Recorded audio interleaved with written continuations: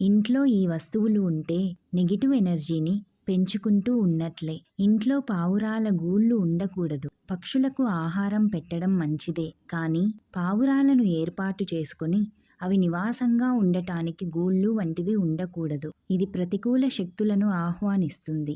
బూజులు ఇంట్లో ఉండకూడదు. ఎప్పటికప్పుడు సాలీడును, ఇంట పట్టిన బూజును శుభ్రం చేస్తూ ఉండాలి. ఇవి ఇంట్లో ఉంటే ఆ ఇల్లు దారిద్ర్యంతో నిండుతుంది. పగిలిన అద్దాలు ఇంట్లో ఉండకూడదు. అలాంటివి ఏవైనా ఉంటే బయట పడేయాలి. ఇవి ప్రతికూల శక్తులను మరింత పెంచుతాయి. తేనె పట్టు ఇంట పెట్టకూడదు. ఇంట్లో తేనె పట్టు పట్టినా వెంటనే తీయించి పరిహారం చేయించాలి. లేదంటే ఆ ఇంట నివాసం ఉండకూడదు. ఇది ఇంటి యజమానిపై ప్రభావం చూపిస్తుంది. గబ్బిలాలు ఏ ఇంటిలోనికి ప్రవేశిస్తాయో ఆ ఇల్లు నివాసయోగ్యం కాదు. ఆ ఇల్లు ప్రతికూల శక్తులకు నిలయం. ఆ ఇంట ఉండకపోవడం మంచిది. గోడలు బీటలు వారినా, చీలికలు పడినా ఎప్పటికప్పుడు సరిచేసుకోవాలి. ఇది ప్రతికూల శక్తులను ఆకర్షిస్తుంది. ఇంట్లో కుళాయిలు లీక్ అవుతూ ఉంటే అలా లీక్ కాకుండా కుళాయిని ఎప్పటికప్పుడు మార్చుకోవడం మంచిది. లేదంటే ఇది ధన నష్టాన్ని, అధిక ఖర్చులను ఇస్తుంది. వాడిన పూలు, వాడిన ఆకులు ప్రతికూల వాతావరణం ఏర్పరుస్తాయి.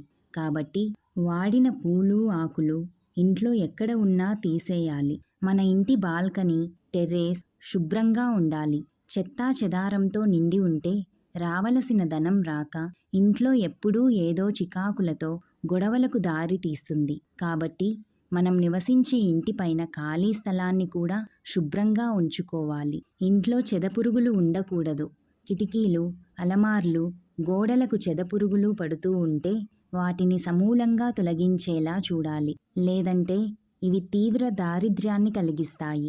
ఆగిపోయిన గడియారాలు ఇంట్లో ఉండకూడదు. గడియారం లాగానే మన కాలం కూడా ఆగిపోతుందనటానికి ఇది సంకేతం. బెడ్రూమ్లో అద్దాలను ఉంచకూడదు. మనం నిద్రించే తీరుని బట్టి అద్దాలు మన జీవన శైలిలో ప్రతికూల వాతావరణాన్ని పెంపొందిస్తాయి. విరిగిన, చాలా కాలం నుండి ఉన్న మాసిన బొమ్మలు, చిరిగిన వస్త్రాలు, పనికిరాని వస్తువులు ఇంట్లో ఉండకూడదు. ఉంటే వెంటనే తీసివేయాలి.